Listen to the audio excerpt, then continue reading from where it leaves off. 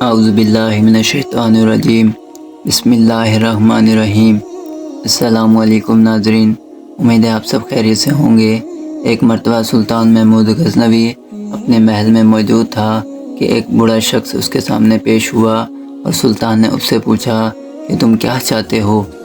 وہ غریب آدمی کہنے لگا، سلطان محترم، میں آپ کے پاس ایک شکایت بیان کرنے آیا ہوں، اور یہ شکایت ایسی ہے کہ میں اسے سر عام سب لوگوں کے سامنے بیان نہیں کر سکتا۔ اگر آپ اپنی جگہ سے اٹھ کر علیحدگی میں میری بات سن لیں گے تو آپ کا شکر گزار اور ممنون ہوں گا۔ کوئی اور حکمران ہوتا تو وہ اس مظلوم شخص کو جھڑک دیتا، لیکن سلطان محمود غزنوی اپنی جگہ سے اٹھ کھڑا ہوا اور اس مظلوم شخص کو علیحدہ لے گیا۔ پھر کہنے لگا کہ کہو اب کیا کہنا چاہتے ہو؟ اس شخص نے انتہائی دکھ اور افسوس بھرے انداز میں کہنا شروع کیا، سلطان محترم، آپ کے بھانجے نے ایک عرصے سے یہ روش اختیار کر رکھی ہے کہ وہ ہر روز مسلح ہو کر میرے گھر آتا ہے، گھر میں داخل ہو کر مجھے کوڑے مار مار کر گھر سے باہر نکال دیتا ہے اور میرے گھر میں بدی اور برائی کا مرتکب ہوتا ہے۔ یہاں تک کہنے کے بعد وہ بوڑھا شخص بری طرح رونے لگا۔ سلطان محمود نے اسے اپنے سینے سے لگایا، لیکن سلطان کی اپنی حالت یہ تھی کہ وہ خود بھی رو رہا تھا۔ اس کے آنسو اس کی داڑھی کو بھگوتے ہوئے اس شخص پر گر رہے تھے جسے اس نے سینے سے لگایا ہوا تھا۔ وہ شخص علیحدہ ہو کر سلطان سے پھر کہہ رہا تھا، سلطان محترم، میں نے آپ کے ہر امیر کو اپنا حال سنایا، لیکن کسی کو میری حالت پر رحم نہ آیا، اور کسی کو اتنی جرأت نہ ہوئی کہ وہ اس موضوع پر آپ سے بات کرے۔ جب میں کسی سے شکایت کرتا اور اس شکایت میں آپ کے بھانجے کا نام آتا تو وہ لوگ کترا کر ایک طرف ہو جاتے اور میری بات سننا پسند نہ کرتے، اس لیے کہ آپ کا بھانجا بڑی اہم شخصیت کا مالک ہے، لوگ اس سے ڈرتے ہیں۔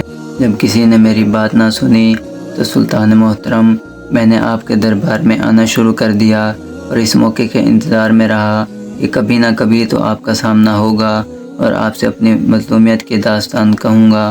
اتفاق سے آج میری آپ سے ملاقات ہو گئی اور میں نے آپ سے اپنی داستان بیان کر دی۔ وہ بوڑھا شخص دم لینے کے لیے رکا، پھر پرجوش انداز میں سلطان محمود کو مخاطب کر کے کہنے لگا، سلطان محترم، آپ کو اللہ تعالیٰ نے ملک کا حاکم اعلیٰ بنایا ہے، اس لیے رعایا اور کمزور بندوں کی نگہداشت آپ کا فرض ہے۔ اگر آج آپ میرے ساتھ انصاف کریں گے تو یہ میری خوش نصیبی ہوگی، اور اگر آپ نے میرے ساتھ انصاف نہ کیا تو میں اپنا معاملہ خدا کے سپرد کر دوں گا، اور یاد رکھیے گا کہ وہ بہترین انصاف کرنے والا ہے، لہذا میں اس سے منصفانہ فیصلے کا انتظار کروں گا۔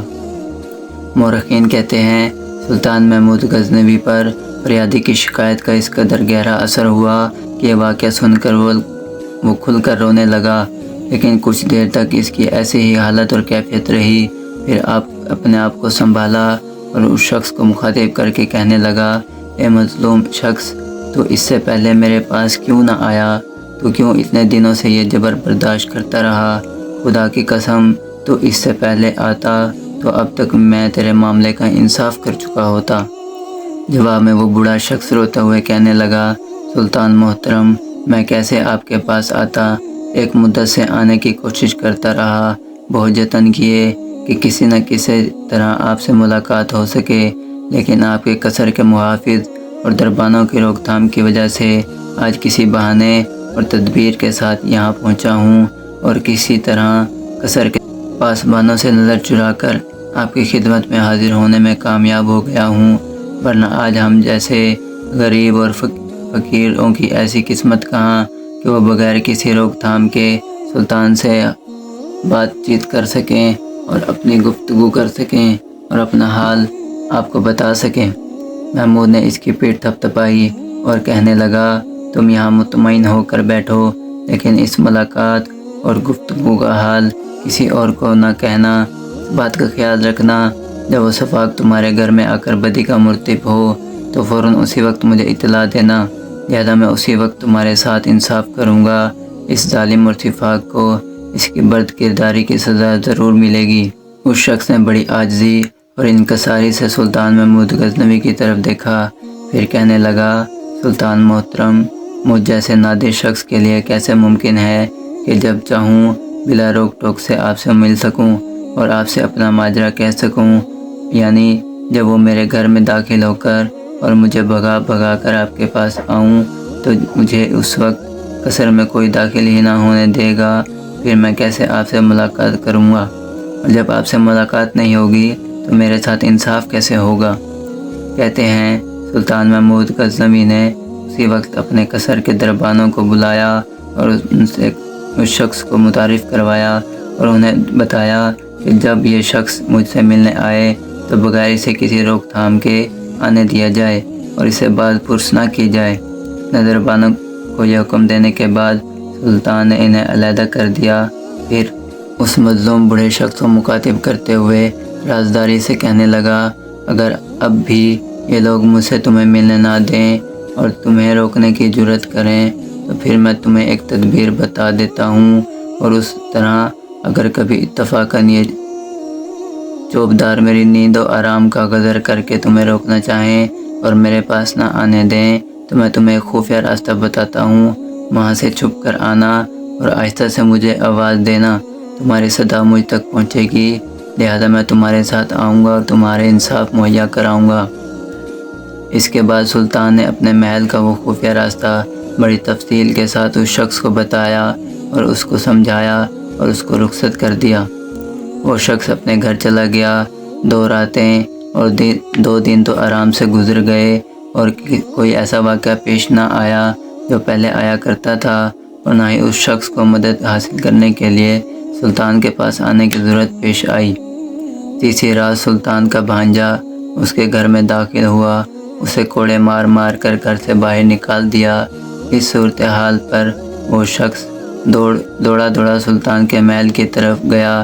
اس نے قصر کے دربانوں سے کہا سلطان کو اس کی آمد کی اطلاع دی جائے۔ اس پر دربانوں نے جواب دیا، سلطان اس وقت دیوان خانہ کے بجائے اپنے حرم میں آرام کر رہے ہیں، اس لیے وہاں تک اس کو اطلاع دینا ناممکن ہے۔ وہ شخص مایوس ہو کر اس خفیہ جگہ پہنچا جس کے بارے میں سلطان نے اسے بتا رکھا تھا۔ وہاں کھڑے ہو کر اس نے آہستہ سے سلطان کو مخاطب کرتے ہوئے کہا، اے سلطان، اس وقت آپ کیا کر رہے ہیں؟ اس وقت سلطان کی طرف سے اسے جواب ملا، ٹھہرو میں ابھی آتا ہوں۔ تھوڑی دیر بعد سلطان محمود غزنوی باہر آیا۔ اس شخص نے جب اس کے بھانجے کے آنے کا حال بیان کیا تو سلطان فوراً اس کے ساتھ ہو لیا۔ جب سلطان اس کے گھر پہنچا اس نے اپنی آنکھوں سے دیکھا کہ اس کا بھانجا وہاں بدی میں ملوث ہے تو سلطان کا خون کھول اٹھا۔ اس وقت اس غریب کے گھر میں ایک شمع جل رہی تھی جس کی روشنی میں اس کا بھانجا بدی کا مرتکب ہو رہا تھا۔ گھر میں داخل ہوتے ہی سلطان چلایا، شمع گل کر دو۔ اس وقت سلطان نے اپنا خنجر نکالا اور اس خنجر سے اس نے اپنے بھانجے کا سر تن سے جدا کر کے رکھ دیا۔ پھر اس مظلوم شخص کو سلطان مخاطب کر کے کہنے لگا، اے بندہ خدا، اگر ایک گھونٹ پانی مل سکے تو پلا تاکہ میں اپنی رکی ہوئی پیاس بجھاؤں۔ غریب آدمی نے فوراً پیالے میں پانی لا کر سلطان کی خدمت میں پیش کیا۔ سلطان نے پانی پیا، پھر اپنی جگہ سے اٹھا اور اس نادر و غریب شخص کو مخاطب کر کے کہنے لگا، اب تو اطمینان سے آرام کر، میں جاتا ہوں، اب کوئی تیرے ساتھ ناانصافی، ظلم اور بربریت کا محاذرہ نہیں کرے گا۔ سلطان جب وہاں سے رخصت ہونے لگا تو اس شخص نے سلطان کا دامن پکڑ لیا اور منت کرنے کے انداز میں کہنے لگا، سلطان محترم، آپ کو قسم ہے خدا کی جس نے آپ کو اس عظیم مرتبے سے سرفراز کیا، آپ مجھے یہ بتائیے کہ شمع گل کرنے اور اس صفحہ کا سر تن سے جدا کرنے کے بعد آپ نے فوراً پانی کیوں مانگا؟ پانی پینے کی کیا وجہ تھی؟ پھر سلطان سنجیدہ ہو گیا، آنکھوں میں آنسو اتر آئے اور آبدیدہ ہو کر کہنے لگا، اے شخص، میں نے تجھے ظالم سے نجات دلا دی اور اس ظالم کا سر اپنے ساتھ لے جا رہا ہوں۔ شمع کو میں نے اس لیے بجھا دیا تھا کہ کہیں اس کی روشنی میں مجھے اپنے بھانجے کا چہرہ نہ نظر آ جائے اور میں اس پر رحم کھا کر تیرے ساتھ انصاف نہ کر سکوں۔ اپنے بھانجے کا خاتمہ کرنے کے بعد فی الفور پانی مانگنے کی وجہ یہ تھی کہ جب 3 دن پہلے تو نے میرے پاس آ کر اپنی مظلومیت کی داستان سنائی تھی تو میں نے اپنے خدا سے عہد کیا تھا کہ جب تک تمہارے ساتھ پورا انصاف نہ کر دوں تب تک نہ کھاؤں گا نہ پانی پیوں گا۔ لہذا تمہاری پہلی بار شکایت سننے سے اب تک نہ میں نے کچھ کھایا ہے اور نہ پیا ہے۔ اس بنا پر سخت پیاس محسوس کر رہا تھا تو تم سے پانی مانگا۔ اس کے ساتھ ہی شفقت بھرا ہاتھ سلطان نے اس کے سر پر رکھا اور کہنے لگا، اب تو اپنے اہل خانہ کے ساتھ آرام کر، دیکھ کسی کی مجال نہ ہوگی کہ تجھ پر قہر بڑی نگاہ سے دیکھے۔ اس کے ساتھ ہی سلطان نے اس شخص کے ہاں سے رخصت ہو گیا اور اپنے محل میں پہنچا۔ اگر دوستو آپ کو یہ واقعہ پسند آیا ہو تو میرے چینل کو لائک اور سبسکرائب کر دیں اور ساتھ میں دیگر بیل آئیکن کو پریس کر دیں تاکہ آنے والی ویڈیو کا نوٹیفیکیشن اور ایسے اچھے واقعات آپ کے پاس سب سے پہلے پہنچ سکیں۔ انشاءاللہ نیکسٹ پارٹ میں ملاقات ہوگی، تب تک کے لیے اجازت دیجیے۔ اللہ نگہبان۔